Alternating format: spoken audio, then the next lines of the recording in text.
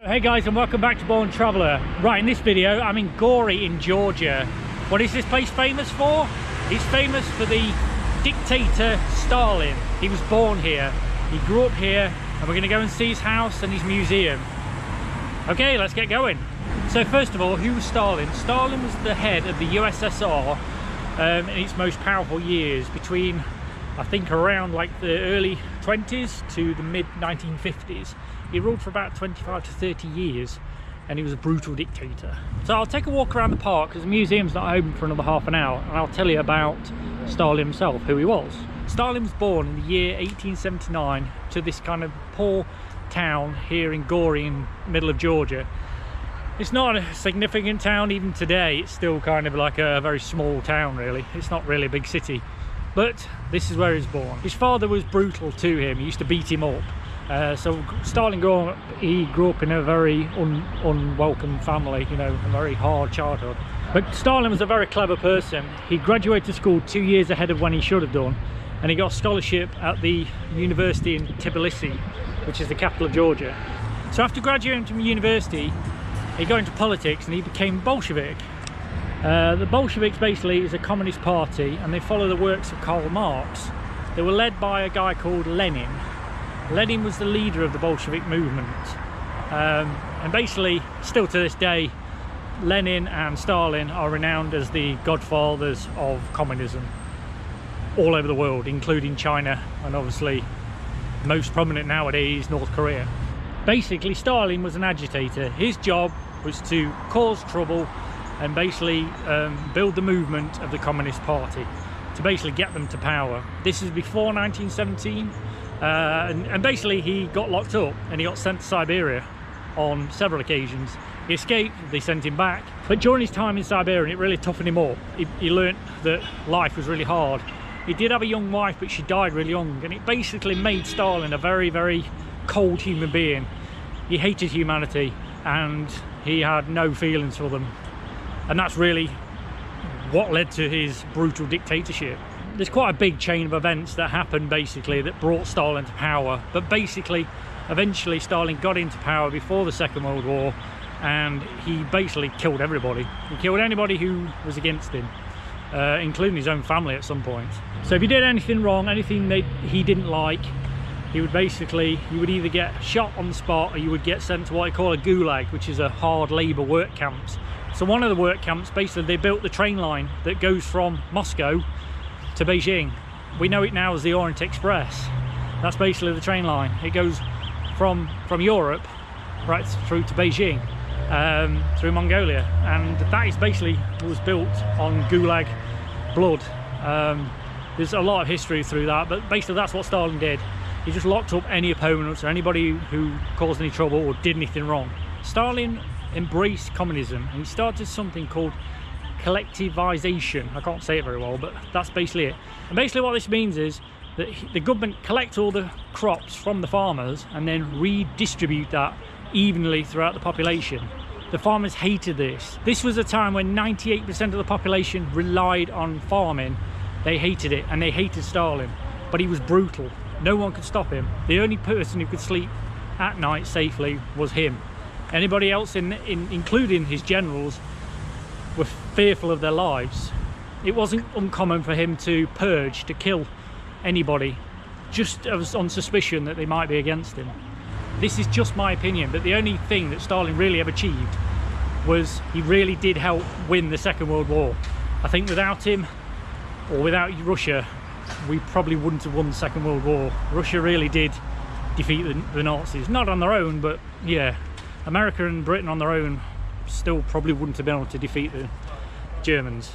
And basically after the Second World War came the Cold War. This was a war that wasn't fought, it was just a threat of war between the USA and Europe and the USSR and China. Basically it was a threat of nuclear war. And this all came about through a conference between Stalin, Truman and Winston Churchill in Tehran in 1943. At that conference it was decided what would happen to Germany after the war, after they were defeated. And it also basically created the United Nations, and it carved up the world as we know it today. And the world map we know today is pretty much exactly how it was carved in that meeting all those years ago. So those three men sat there drinking tea and basically dictated how our world is, the map lines, the divisions between all the countries. And of course, around the world, as we know, still to this day conflicts go on. Israel, Palestine, India, Pakistan, all these conflicts pretty much came about through this. So Stalin had a huge impact on our world, probably more than most people recognise. He was a world leader that changed the world forever. Whether you say for the good or the bad, he did change it. After his death, everything changed. They moved away from the brutal dictatorship and became a little bit more liberal. So this is like a main street of Gori, and if you look behind me, there's Stalin's house. It's pretty much central within Gori. It's like the most important thing within this city. So here is Stalin's house, and behind it is the museum. So I've got to confess, I didn't actually find any research on how Stalin's life was, whether he grew up poor or whether he grew up rich. My feeling is he grew up middle class, because this actually looks like quite a decent house for the times it was built. You know, this is quite a decent looking house. Might not look anything today, but in 1879 this would have been quite a rich house, I think. So this here, guys, is Stalin's train. This is the famous train that Stalin had built specifically for himself so he could travel around the USSR in luxury.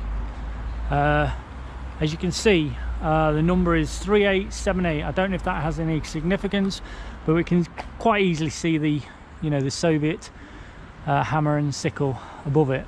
This train basically allowed Stalin to travel around the USSR in luxury. You know, and the Americans were always trying to track it. It was quite a very well kept secret, this train. Most people probably in the West didn't even know that this train existed. Stalin kept everything very secret, and obviously this was times before satellites, so very hard for the Americans to ever spot this. What always fascinates me is, like, when you touch things like this is like living history. You know, if this could talk, the stories it could tell. And you can see, like, obviously now it's not in great condition, but the work, you know, this would have been very luxurious when it was 50 years ago. Okay, let's go and have a look at the museum now.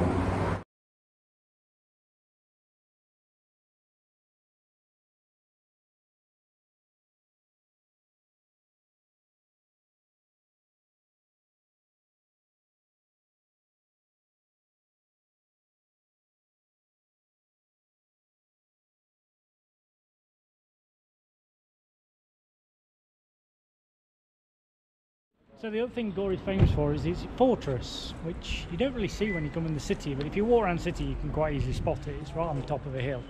So we're going to go and look at that now. So it's about a 10-15 minute walk from the State Museum to the castle, so it's not too far. So as you can see here, this is a really nice bit of Gori. I assume this is quite a posh area, quite an expensive area.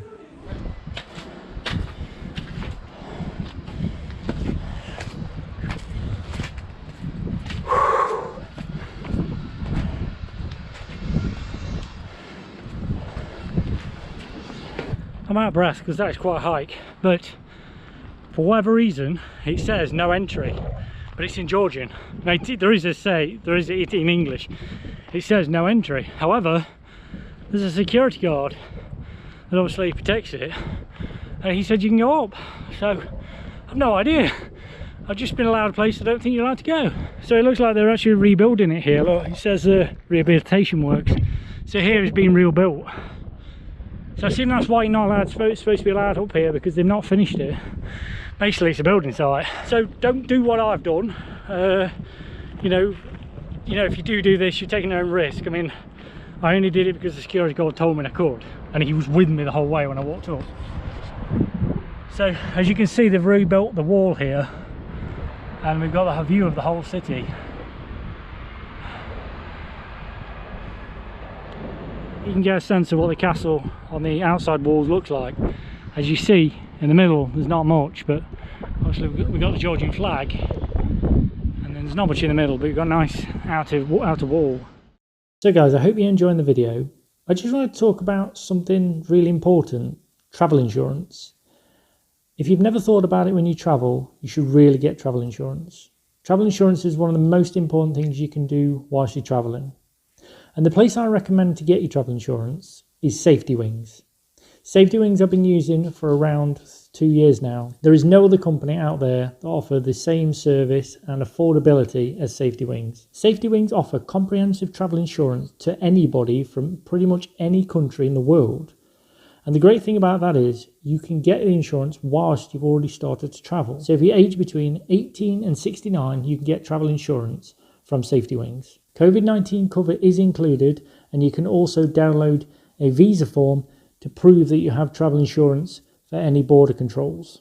So if you decide that Safety Wings is for you, please click on the link in the right hand corner and help support my channel in a small way. Okay guys, I hope you enjoyed the video. Definitely worth the trip coming here. You know, you should really learn about Stalin, who he was, what he did, you know, because it's really important in our world history to remember the brutal things that have happened in our history so we don't repeat it. So please remember to subscribe to the channel, turn on the notification button, and I'll see you next time.